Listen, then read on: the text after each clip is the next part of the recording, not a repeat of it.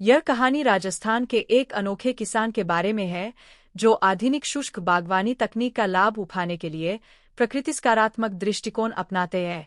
अत्यधिक तापमान, पानी की कमी और शुष्कता पश्चिमी राजस्थान में स्थित थार रेगिस्तान की प्रमुख चुनौतियां हैं।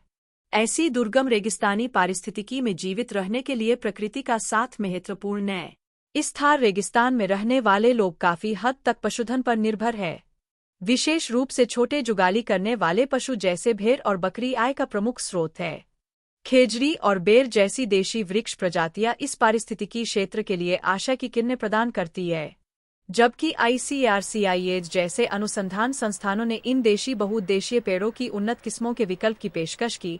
खार की रेतीली मिट्टी पर हरित आवरण का विस्तार करने का मिशन अधूरा रह गया है। इसका मुख्य कारण रोपण सामग्री तैयार करने के साथ साथ उन्हें बिना या सीमित पानी के खेत में स्थापित करने में आने वाली बाधाएं हैं। बीकानेर के प्रौद्योगिकी प्रेमी किसान श्री रामेश्वर सिंह खीचर ने इस बाधा को दूर करने के उपायों का सफलतापूर्वक प्रदर्शन किया है। उन्होंने कृषि पारिस्थितिकी चरम सीमाओं से बचने के लिए जंगली प्रजातियों की जबरदस्त क्षमता देखी थी। दूसरी ओर वे खेजड़ी और बेर को अधिक उत्पादक और किसानों के अनुकूल बनाने के लिए अनुसंधान संस्थान से प्राप्त आधुनिक प्रौद्योगिकियों में प्रशिक्षित थे। उनके नवोन्वेषी दिमाग ने बडिंग और ग्राफ्टिंग तकनीकों द्वारा फसल की वांछित किस्मों को उगाने के लिए अपने खेत में इन पेड़ों की अच्छी तरह से स्थापित जंगली प्रजातियों को प्राथमिकता दी। वह इन तकनीकों में कौशल प्रदान करने के लिए ICAR-CIH के आभारी है। उनके उत्साह और आत्मविश्वास ने उन्हें छह तकनीक थार शोभा बिना कांटों वाली खेजड़ी की उन्नत किस्म से आगे बढ़ने के लिए प्रेरित किए। उन्होंने राजस्थान के विभिन्न गांवों से बिना कांटों वाली खेजड़ी वृक्ष की शाखाएं एकत्र कीं और खेजड़ी के अच्छी तरह से स्थापित जंगली पौधों पर नवोदित होने के लिए उनका सफलतापूर्वक उपयोग किए।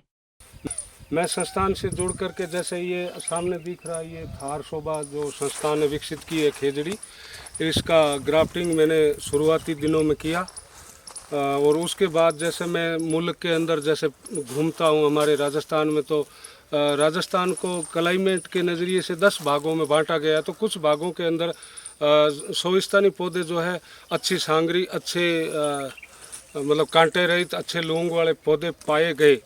तो उनमें से कुछ खिजड़ियाँ जो है मैंने ला करके मेरे खेत में जैसे विधि संस्थान से सीख के, मतलब ग्राफ्टिंग विधि से मैंने मेरे खेत में वो बडिंग करके उनका टेस्ट किया।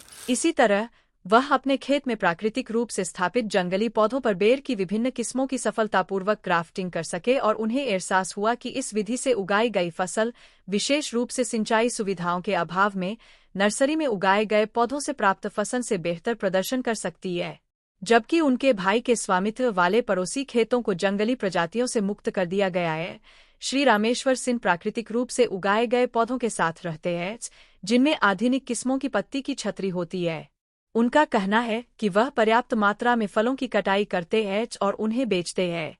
वन्य जीवों के लिए भी बेर के पेड़ों पर फल छोड़े जाते हैं, जिससे उन्हें अतिरिक्त संतुष्टि मिलती है।